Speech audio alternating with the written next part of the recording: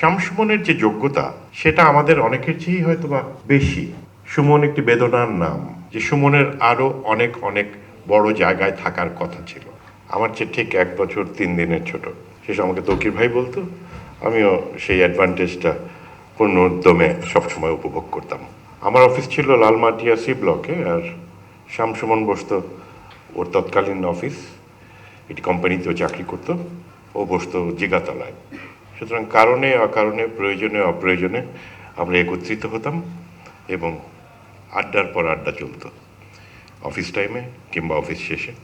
সুমনের সঙ্গে সম্পর্কটা আরও গাঢ় হয় যখন আমরা অভিনয় শিল্পী সংঘ নির্মাণের একটি স্বপ্ন দেখতে শুরু করি, এবং তখন ঘন ঘন আড্ডা চলতে থাকে।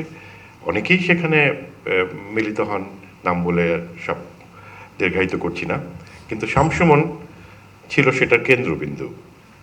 তার সম্পর্কে তো আপনাদেরকে নতুন করে কিছু বলার নেই, কিন্তু আমার কেন যেন মনে হয় যে সুমন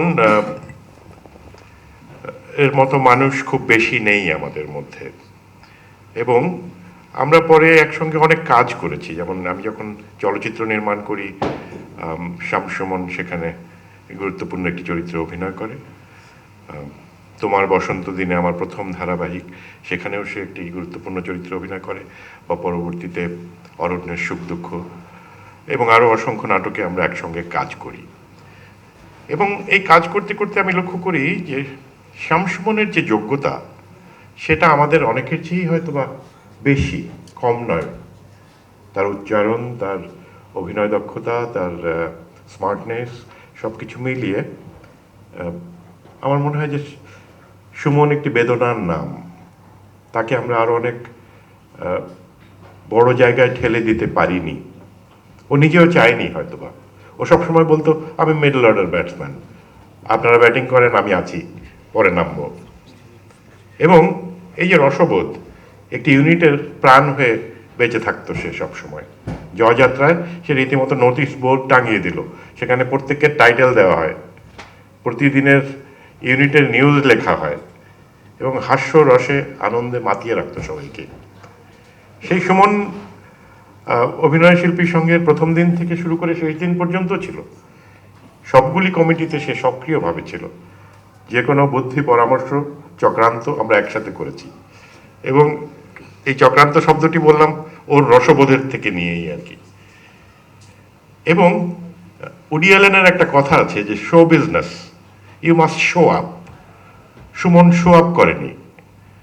উডি অ্যালেন বলেছে show up, something may happen. Suman show up করতে চায়নি। ও মনে করেছে ওর যতটুকু যোগ্যতা, ওর যে দক্ষতা, সেটাই তাকে তার অবস্থানে নিয়ে যাবে। হ্যাঁ, অবশ্যই সুমন পরিচিত ছিল, কিন্তু আমার আক্ষেপ রয়ে গেছে যে সুমনের আরও অনেক অনেক বড় জায়গায় থাকার কথা ছিল। কি কারণে সেই জায়গাটা সে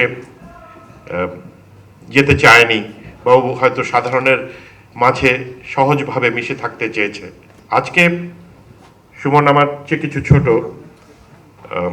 আমরা মনে করি না যে তার চলে যাওয়ার কোনো সময়ে হয়েছিল, এবং এটা বিশ্বাস করাও খুব কঠিন। আজকে আমি সুমনকে আমরা যেভাবে দেখেছি, আমার মনে হয় তার স্মৃতি তো আমরা আর কীভাবে ধরে রাখবো। হয়তো অন্তর্জালে তার কাজ ছড়িয়ে আছে, সুমনের কাজই তার পরিচয় হয়ে থাকবে।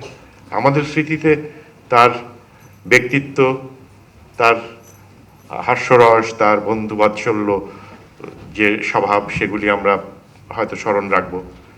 কোনো কিছুই তো পৃথিবীতে স্থায়ী নয়, আমরা সবাই একসময় চলে যাব। সুমন কিছুটা আগে গেল, এই যাওয়াটা আরও পরে হতে পারতো। এবং আর একটা জিনিস যেটা মনে হয় যে হলের দিকে তাকিয়েও মনে হচ্ছে কতজন এসেছেন, এবং যারা এসেছেন তারা কিন্তু সুমনকে ভালোবেসেই এসেছেন, এবং সুমনকে আমরা ভালোবেসেছি সবাই, এবং নিশ্চয়ই সে আমাদের হৃদয়ে, আমাদের স্মৃতিতে বহু যুগ বেঁচে থাকবে।